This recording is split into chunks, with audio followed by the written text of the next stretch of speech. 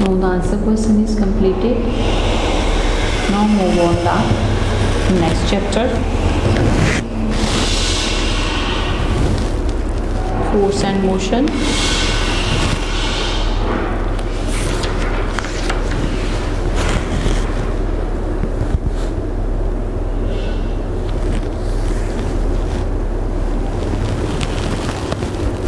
Force and motion.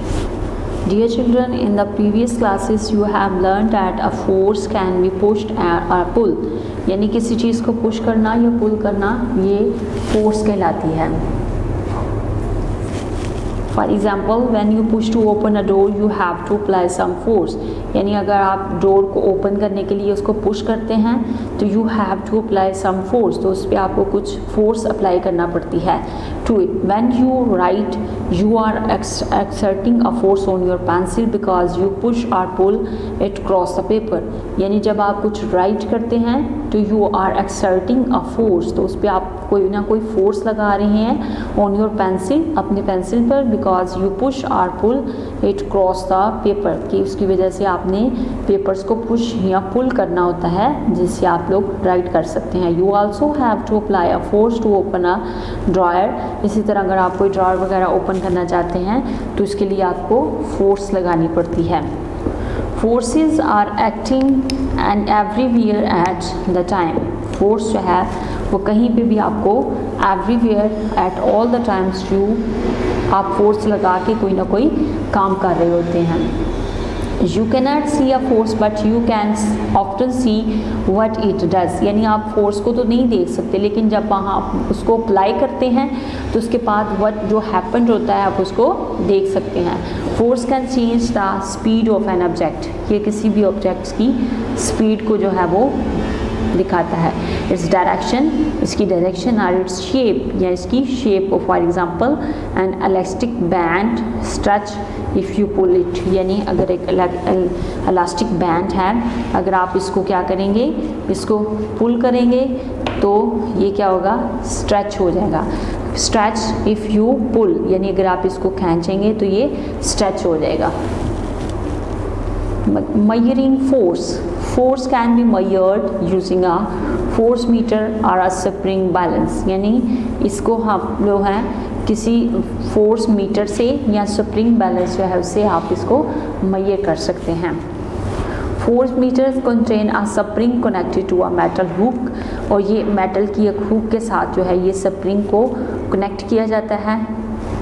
The spring stretch when a force is apply to a hook, यानी आप उस hook के साथ जब कोई वज़नी चीज़ जो है वो हैंग करते हैं तो ये क्या करता है, ये स्ट्रेच हो जाता है. The bigger the force applied, जितनी ज़्यादा आप फोर्स जो है वो उसमें अप्लाई करेंगे the longer the spring stretch, तो स्प्रिंग उतना ही ज़्यादा जो है वो स्ट्रेच होता जाएगा. And the bigger the reading, और रीडिंग उतनी ही ज़्यादा बढ़ती जाएगी. लुक एट दिस पिक्चर, यानी यहाँ पे एक हुक है जिसके साथ ये स्प्रिंग लगा हुआ है. अगर आप इसके साथ कोई भी वज़न यानी कोई भारी चीज़ जो है इस हुक के साथ, मेटल हुक के साथ अगर आप लटकाएंगे तो उससे क्या होगा, ये स्प्रिंग जो है ये स्ट्रेच होता जाएगा. जितनी वज़नी चीज़ आप इसके साथ हैंग करेंगे ये स्प्रिंग उतना ही ज़्यादा जो है वो स्ट्रेच होता जाएगा. The unit of force is called in Newton and it has the symbol N, यानी इसकी जो यूनिट है, इसकी जो इकाई आप कह सकते हैं ये न्यूटन है, और it has the symbol N, और इसको N से शो किया जाता है, यानी N आप इसको कह सकते हैं इसकी जो इकाई है यानी वो N है. Mass. The mass of an object is the amount of matter or stuff it contains. मास क्या कहलाती है, यानी जो किसी भी ऑब्जेक्ट्स की जो मैटर की अमाउंट है वो उसका मास कहलाती है. The more matter an object contains the greater its mass, यानी जितना ज़्यादा जो है इसका मास ज़्यादा होगा उतनी ही ज़्यादा इसकी, the more matter an object contains the greater its mass, जितना ज़्यादा किसी चीज़ का मास होगा उतना ही ज़्यादा उसके मैटर पे डिपेंड करेगा. An elephant contains more matter than a mouse so it has a greater mass, यानी एक एलिफेंट जो है वो बहुत ज़्यादा मैटर रखता है देन अ माउस, एक चूहे से। So it has a greater mass, तो इसका मास जो है वो ज़्यादा होगा। Mass is measured in kilograms और ग्राम्स, यानी जो मास है आप उसको किस में मेजर कर सकते हैं, उसको किलोग्राम्स में या ग्राम से। 100 kg object has a greater mass than a 5 kg object, यानी एक 100 किलो की जो चीज़ है वो ऑलमोस्ट जो है वो ग्रेटर मास रखती होगी देन अ 5 kg ऑब्जेक्ट, एक 5 kg ऑब्जेक्ट से। Remember wherever an object is its mass remains the same, यानी आप हमेशा याद रखें कि कोई भी ऑब्जेक्ट जहाँ भी आप रख देंगे उसका मास जो है वो सेम रहेगा। No is gravity, force and motion is gravity. Gravity is a force that pulls everything towards the center of the earth, यानी gravity एक ऐसी force है जो ज़मीन के सेंटर में पाई जाती है, जो हर चीज़ को अपनी तरफ अट्रैक्ट करती है। All objects have a force that attracts them towards each other, यानी हर जो चीज़ है उसमें एक force होती है जो अट्रैक्ट करती है each others, them towards each other, यानी दूसरी चीज़ों को अपनी तरफ अट्रैक्ट करती है। When you attract the other objects to yourself because of gravity, but you have too little mass of the force to be very strong. जब आप किसी चीज़ को किसी दूसरी चीज़ की तरफ यानी अट्रैक्ट करना चाहते हैं to yourself because of gravity, but you have too little mass, लेकिन यहाँ पे आपको जो है उसका थोड़ा बहुत वज़न जो है वो बर्दाश्त करना पड़ेगा for the force to be very strong. The force of gravity never repels, यानी जो ग्रेविटी की फोर्स है इसमें रिपेल नहीं होता, यानी वापस भेजना, इसमें हमेशा अट्रैक्शन होती है, किसी भी चीज़ को अपनी तरफ अट्रैक्ट करना। Gravitational force increases when the mass of an object is bigger, यानी अगर किसी चीज़ का मास मीन वज़न ज़्यादा होता जाएगा तो उसमें जो ग्रेविटेशनल फोर्स है वो बढ़ती जाएगी। द ऑब्जेक्ट्स आर क्लोजर, अगर चीज़ें जो हैं वो करीब होंगी या बारी होंगी तो उसमें ग्रेविटेशनल फोर्स जो है वो उतनी ज़्यादा होती जाएगी। Gravity only becomes noticeable when there is a massive objects like a moon, planet or star. Gravity only becomes noticeable when there is a massive object like a moon, planet or star. यानी gravity जो है वो ज़्यादा noticeable होती जाएगी अगर आप किसी और मैसिव पे हैं, लाइक अ मून है, चांद या प्लैनेट या स्टार पे हैं। We are pulled down towards the ground because of gravity, तो हमें जो है वो वापस पुल डाउन किया जाएगा due to gravity, because of gravity की वजह से। The gravitational force pulls towards the centre of the earth, यानी ये जो है ग्रेविटेशनल फोर्स जो है ये हमेशा पुल अपनी तरफ अट्रैक्ट करती है towards the centre of the earth, ज़मीन के सेंटर की तरफ। Weight is a force cause by gravity, weight यानी किसी चीज़ का जो वज़न होता है ये force is caused by gravity, ये ग्रेविटी पे की वजह से है। The weight of an object is gravitational force, यानी किसी चीज़ का किसी ऑब्जेक्ट का जो वज़न है इज़ द ग्रेविटेशनल फोर्स है, ये gravitational force between N object and earth, यानी किसी ऑब्जेक्ट या अर्थ के दरमियान जो फोर्स है। Greater the mass of an object greater will be its weight, यानी जितना ज़्यादा किसी चीज़ का मास होगा उतना ही ज़्यादा उसका वज़न होगा। Weight is a force it is measured in newton, यानी वेट जो है ये एक ऐसी फोर्स है जिसको आप न्यूटन में मेजर करते हैं। On the surface of the earth an object with a mass of 1 kg has a weight of about 10 Newton, यानी आप अगर देखें कि इसमें जो है जो सरफेस ऑफ द अर्थ यानी ज़मीन की सतह पे एन ऑब्जेक्ट विद अ मास, अगर किसी चीज़ का जो मास है वो 1 kg है, has a weight of about 10 newton, तो उसका वज़न कितना होगा 10 Newton.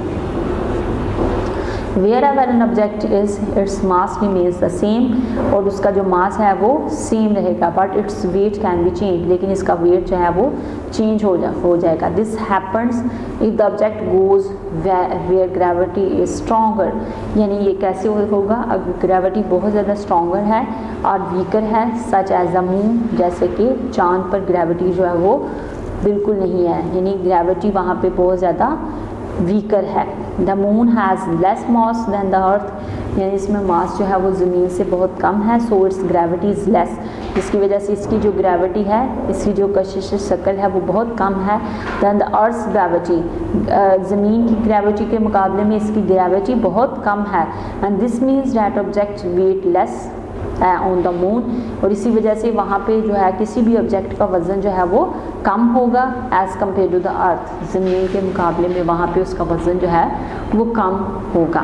The gravity of moon is 1.6 of the earth's gravity, यानी इसकी जो ग्रेविटी है वो 1/6 है ऑफ द अर्थ्स ग्रेविटी। ज़मीन की ग्रेविटी के मुकाबले में 1/6 है। At 120 kg astronaut weight is 1200 newtons on the earth. On the moon he weight only 200 newtons and the astronaut's mass will always be 120 kg। यानी इसकी वजह से इसका जो 120 किलो का जो वज़न है वो 1200 न्यूटन में होगा ज़मीन पे, लेकिन जब आप चांद पे चले जाएंगे तो उसका वज़न क्या होगा, ओनली 200 न्यूटन, यानी उसका वज़न कम हो जाएगा। एंड द एस्ट्रोनॉट मास, लेकिन उसका जो मास है विल ऑलवेज बी 120 kg, लेकिन उसका मास जो है वो सेम रहेगा। A mass of 1 kg is equal to the weight of about 10 newtons on the earth, यानी हमेशा रिमेंबर रखेंगे जो 1 किलो वज़न वाली चीज़ है उसका जो ज़मीन पे उसका जो वेट है वो 10 न्यूटन होगा।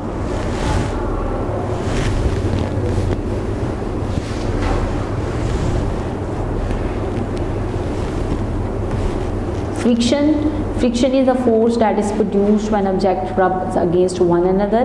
फ्रिक्शन एक ऐसी फोर्स है जो किसी भी दो चीज़ों को अगर आप अगेंस्ट रब करें यानी तो उससे ये क्या होगा, फ्रिक्शन पैदा होगी। Say you are pushing a toy train across the floor, यानी अगर आप किसी टॉय ट्रेन को पुश कर रहे हैं ऑन द फ्लोर पे, it does not take much effort और फोर्स, तो इसको ज़्यादा फोर्स या एफर्ट नहीं लगानी पड़ती because the toy is light, क्योंकि जो टॉय है वो लाइट है। No say you try to push are real train, अगर आप इसको इसी के मुकाबले में अगर आपको रियल ट्रेन को पुश करना पड़े, you surely can not do it, तो आप इसको नहीं कर सकते because the force of friction between the train and the ground is more intense.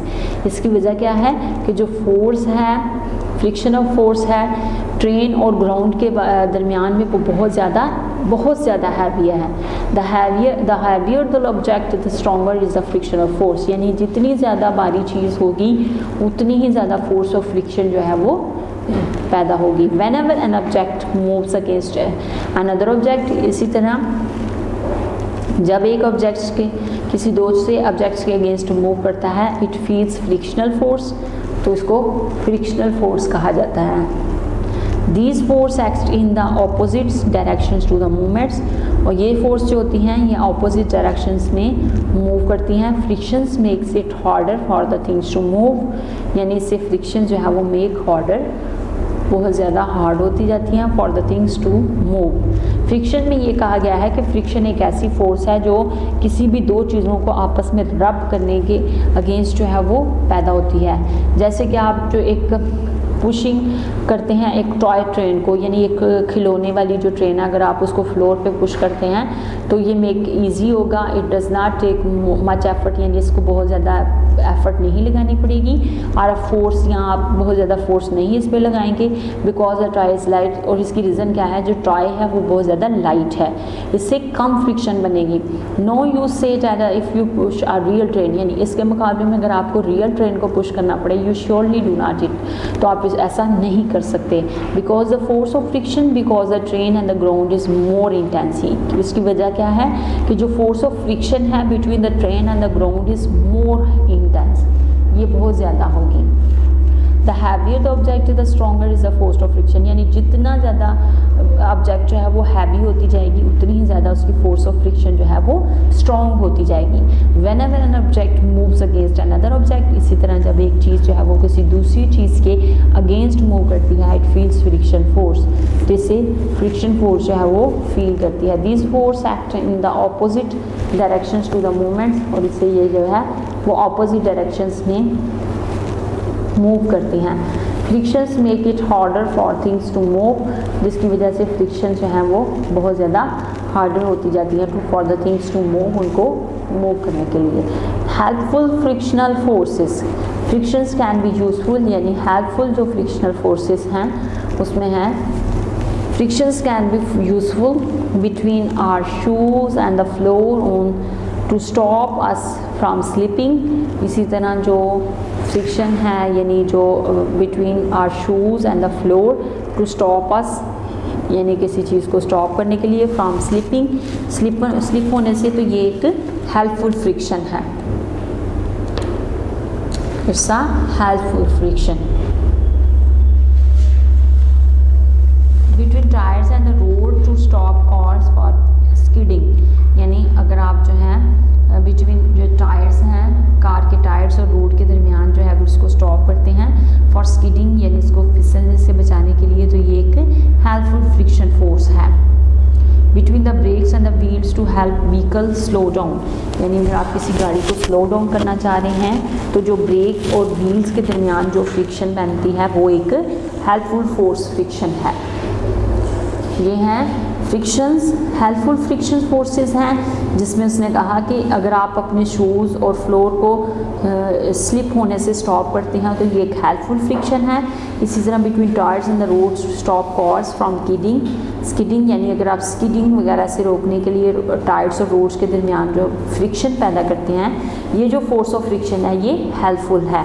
Between the brakes and the wheels to help the vehicle slow down, यानी brakes और wheels के दरमियान जो आप किसी व्हीकल को स्लो डाउन करने के लिए, उसकी स्पीड कम करने के लिए जो ब्रेक यूज़ करते हैं, उससे जो फ्रिक्शन बनती है वो एक हेल्पफुल फोर्स फ्रिक्शन है, यानी जिससे आप इसको स्लो डाउन कर सकते हैं।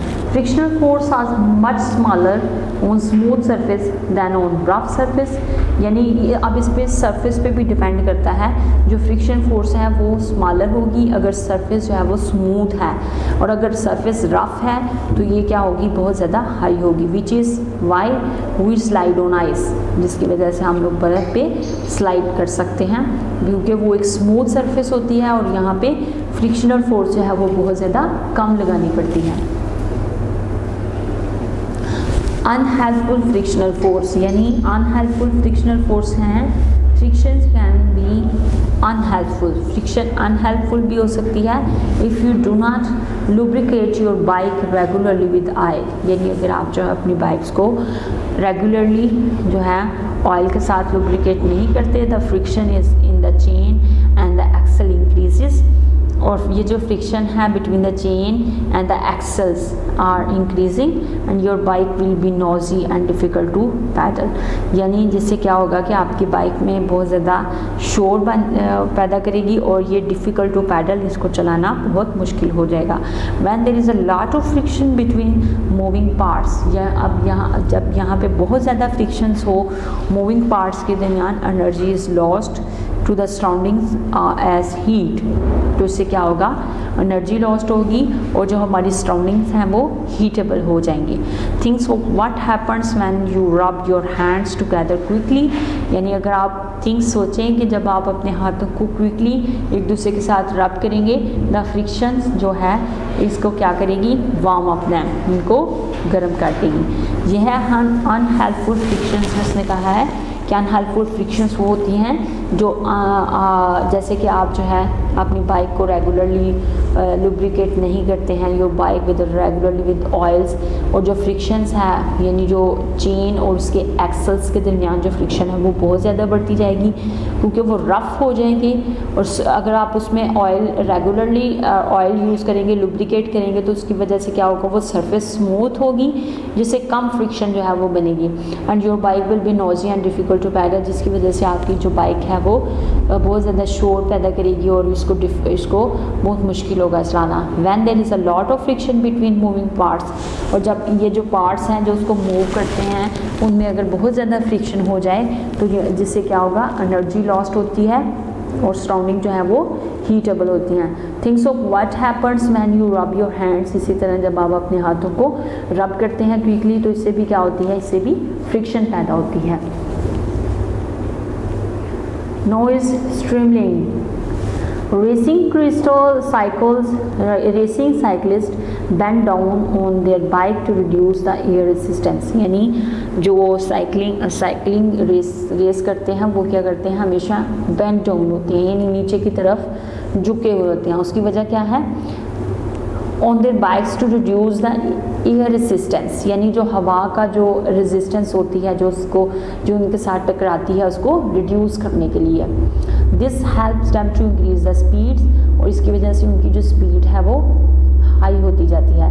They also wear streamline helmet, इसकी वजह से इन्होंने स्ट्रीमलाइन हेलमेट भी पहना होता है। These have special smooth shape, यानी इनकी एक स्पेशल स्मूथ शेप होती है।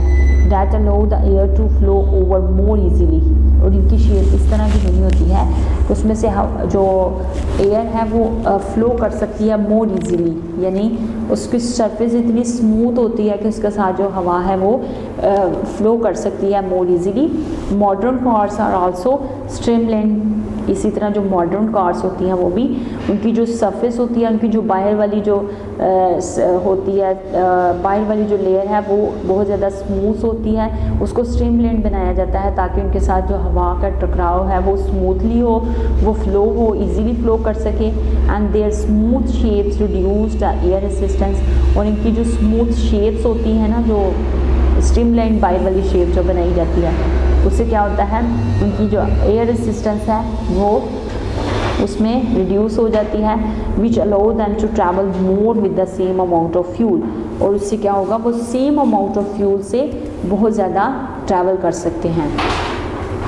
स्ट्रीमलाइनिंग में उसने कहा है कि ये एक ऐसी रेसिंग क्रिस्टल जो है, रेसिंग साइकिलिस्ट की उसने मिसाल दी है कि वो बेंड डाउन होते हैं, वो अपनी साइकिल, ये देखिए लुक एट दिस पिक्चर, यहाँ पे वो बेंड डाउन है। इसकी वजह क्या है कि वो एयर रेसिस्टेंस को रिड्यूस करने की वजह से वो आगे की तरफ बेंड हुए होते हैं, और वो जो उन्होंने जिसकी वजह से वो क्या है, उनकी स्पीड जो है वो बढ़ती जाती है। इसके साथ साथ उन्होंने एक ऐसा स्ट्रीमलाइन हेलमेट पहना होता है जिसकी जो शेप है वो इतनी स्मूथ होती है और स्पेशल होती है, जिससे जो हवा यानी एयर रेसिस्टेंस जो है वो रिड्यूस होती है, वो मोर इजीली फ्लो कर सकती है।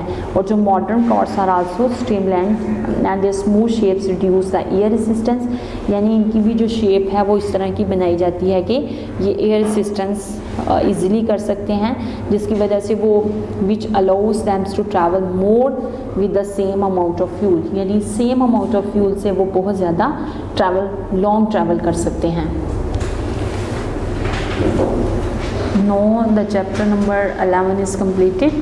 No, its exercise will be completed the next. Okay kids, Allah Hafiz. Bismillahirrahmanirrahim. Assalamualaikum students, कैसे हैं आप सब लोग? Now I am going to teach you the learning of science for class 5. Learning of science for class 5. Let's open the books and move on the unit number 11. Unit number 11 is completed. Now move on its assessment. अब इसकी assessment की तरफ चलते हैं। Assessment में सबसे पहले हमारे पास है filling in the blanks with the help of the given word bank. यहाँ पे word bank में कुछ words दिए गए हैं, उनकी मदद से आपने ये जो filling the blanks है उसको fill up करना है। word bank में जो words दिए गए हैं इसमें है Newton, attracts, direction, gravity, lubricate, gravitational, useful, everywhere, spring and mass। ये हमारे पास जो है ये गिवन वर्ड्स में जो है गिवन वर्ड बैंक में कुछ वर्ड्स दिए गए हैं, उनकी मदद से आपने फिलिंग द ब्लैंक्स को फिलअप करना है। सबसे पहले है force are acting dash all the times, force are acting everywhere at all the time.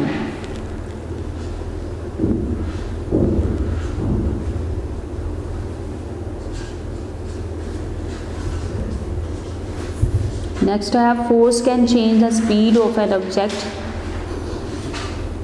Force जो है can change the speed of an object and the direction it is moving in.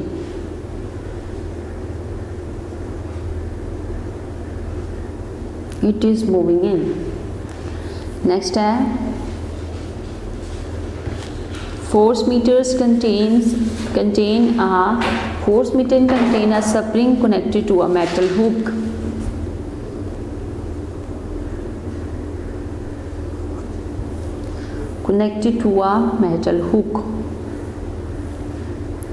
The unit of force is called dash and it has a symbol N, called Newton.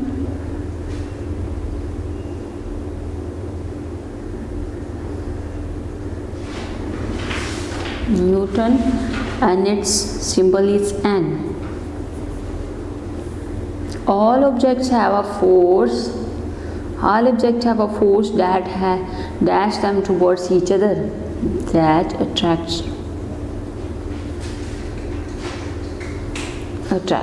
यहाँ पे देखें attract, ये है that attracts them towards each other. We are pulled down towards the ground because of gravity.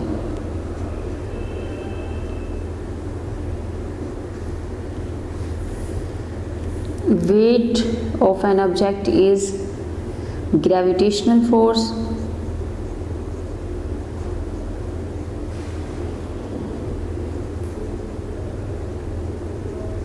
Gravitational force between the object and the earth. The moon has dash and the earth has less mass than the earth. Friction can be dash between our shoe and the floor. Friction can be useful.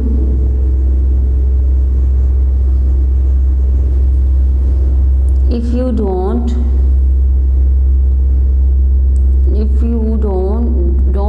dash your bike regularly with oil, your bike will be noisy. If you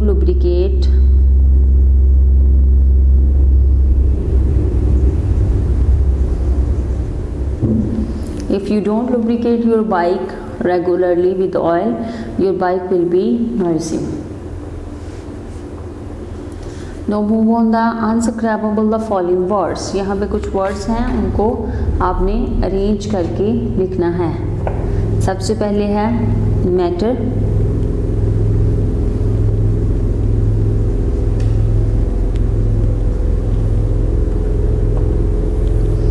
next है measured,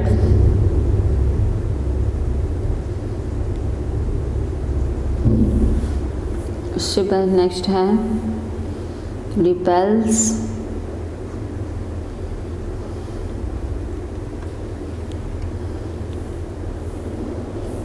next है force,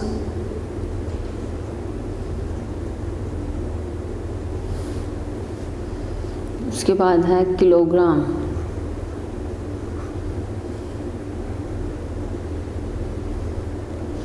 kilograms. Unscramble the following words में सबसे पहले हमारे पास है matter, next measured, repels, force and kilogram. Filling in the column with the words representing in the statements in the column A. The amount of matter an object contains, mass.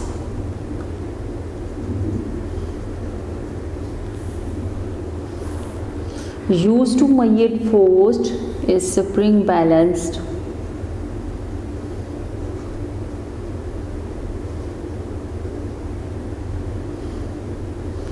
Column B में आपने words जो represent करते हैं statements को, जो statement column A में लिखी हुई है वो आपने फिलअप करना है. जैसे कि the amount of matter and object contain its mass, वो इसका मास कहलाती है. यूज टू मेजर फोर्स, किसी चीज़ को मेजर करने के लिए फोर्स को स्प्रिंग बैलेंस इज यूज्ड, जो स्प्रिंग बैलेंस होता है वो यूज़ किया जाता है.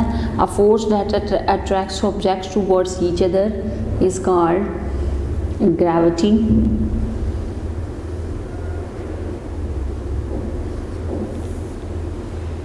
नेक्स्ट है it is called the unit of force and has symbol N, Newton.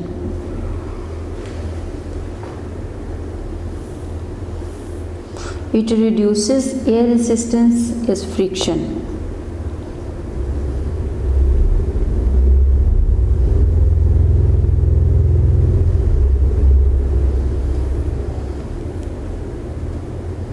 ये रेजिस्टेंस को रिड्यूस करती है, तो ये फ्रिक्शन कहलाती है।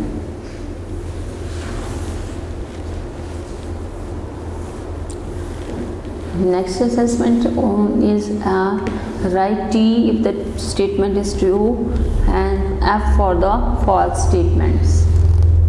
यहाँ पे आप स्टेटमेंट्स को रीड आउट करें और जो सही है उसके साथ आपने T लगाना है और जो गलत है उसके लिए आपने F लगाना है। सबसे पहले है when you write you are extreming force on your pencil is called a true statement। We can see force but we cannot see it what it does। No, this is a false statement। हम लोग force को नहीं देख सकते लेकिन वो देख सकते हैं जो इसकी वजह से हैपन होता है। A 100 kg object has lesser mass than a 5 kg object। Yes, this is a false statement। Gravity is a force that pulls everything towards the center of the earth। This is a true statement।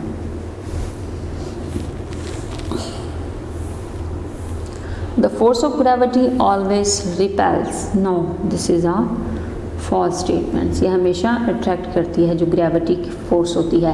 The more the mass the object has, the lesser its weight will be। False statement।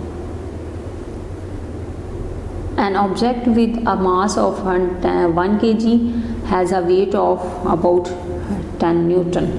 This is a true statement। The moon has less mass than the earth। True statement। When an object moves against another object, it feels gravitational force। जब एक object जो है वो move करता है किसी दूसरे objects की तरफ, it feels gravitational force। True statement। Next है modern cars have smooth shapes to make the air resistance smaller। जो मॉडर्न कार्स होती हैं उनकी जो सरफेस होती है बाहर वाली जो वो इतनी स्मूथ शेप में बनाई जाती हैं कि जो एयर रेजिस्टेंस है यानी जो हवा उनके साथ टकराती है वो एयर रेजिस्टेंस जो है वो क्या हो, वो इसको स्मॉलर बना दे। Yes, this is a true statement. True and false is completed. यहाँ पे कुछ स्टेटमेंट्स थी तो उसने कहा कि जो राइट स्टेटमेंट्स हैं उसके सामने आपने टी लिखना है, जो फॉल्स है उसके सामने आपने एफ लिखना है। हमने स्टेटमेंट्स को कंप्लीट किया। Next move on the right answer of the following questions in your notebook. अपनी नोटबुक पे आपने आंसर क्वेश्चंस को लिखना है।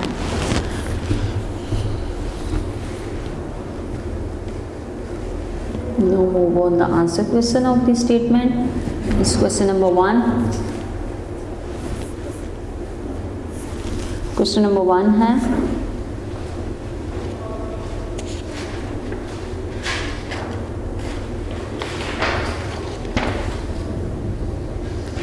how can we measure force?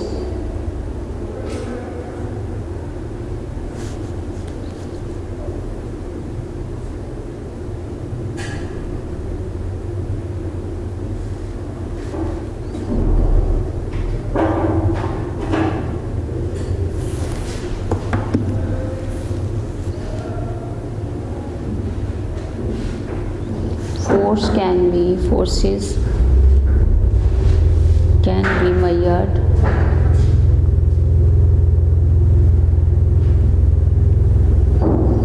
by using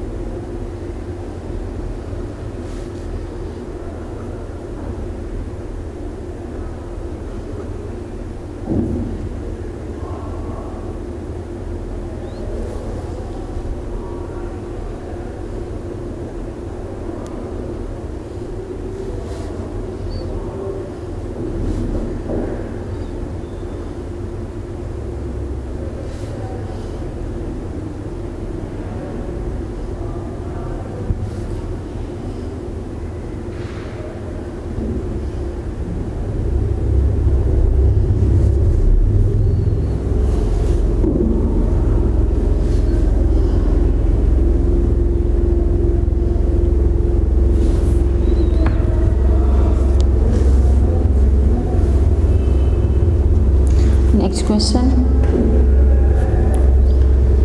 explain the force of earth. इसमें हमने लिखा the force of earth is called gravity which attracts all objects towards the centre of the earth. Next है अब हमारे पास next question is N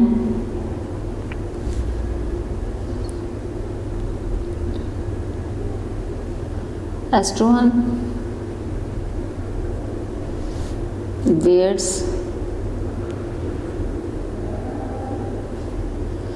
1200 Newton on earth,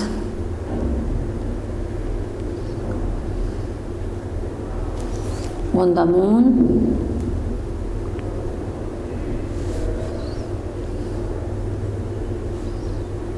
he would weight only 200 Newton. Give reason.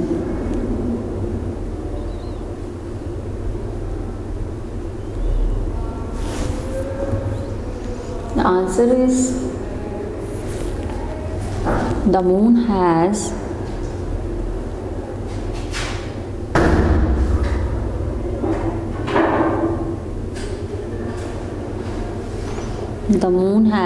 less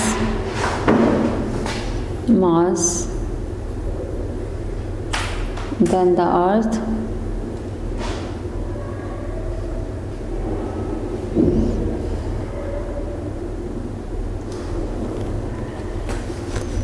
so its gravity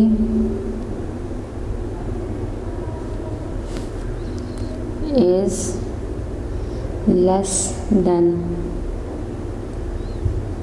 the gravity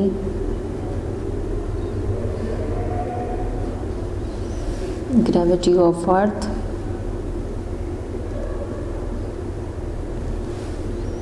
This means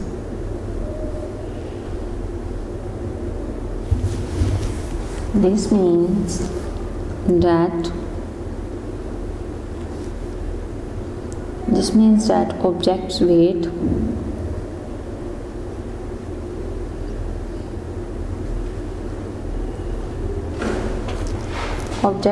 is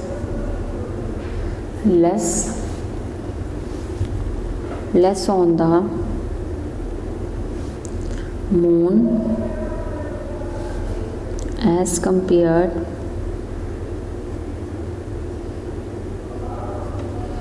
to the earth.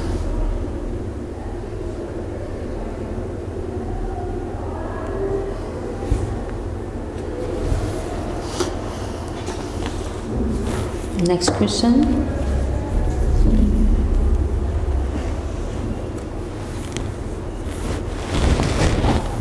What is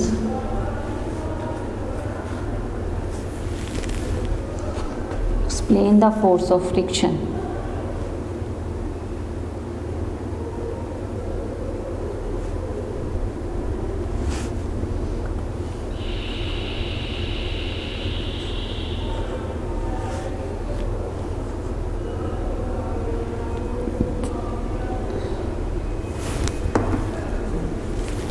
Friction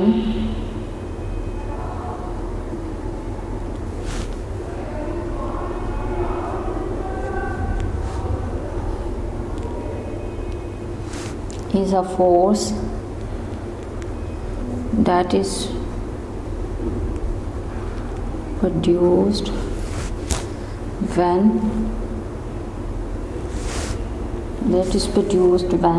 two objects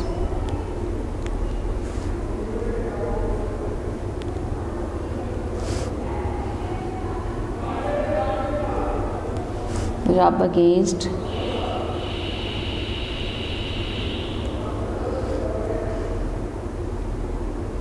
one another.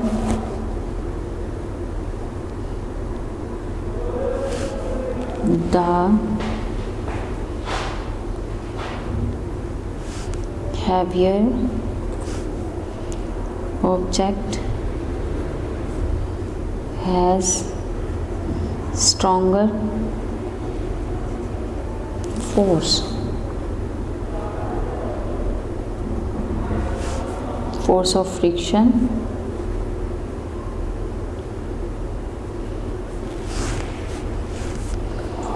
as compared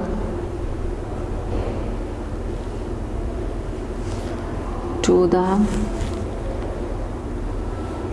smaller object. Next question. Next question is define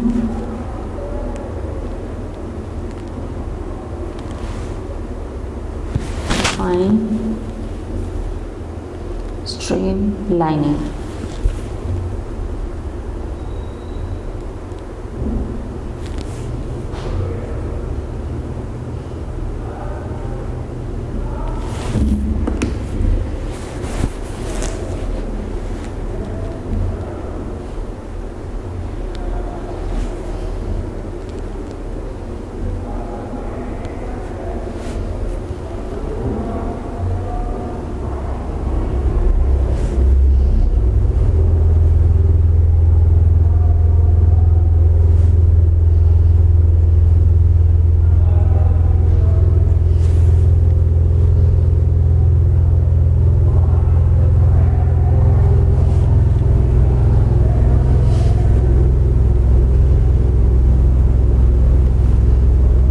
Which allows them to travel more with the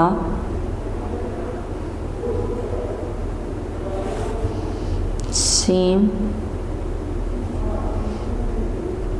amount of fuel. Streamlining means to reduce the air resistance which allow them to travel more than with the same amount of fuel. यानी streamlining जो होती है ये जो air resistance होती है उसको reduce करती है जिसकी वजह से आप सेम फ्यूल पे बहुत ज़्यादा अमाउंट में ट्रैवल कर सकते हैं. Now the answer question is completed.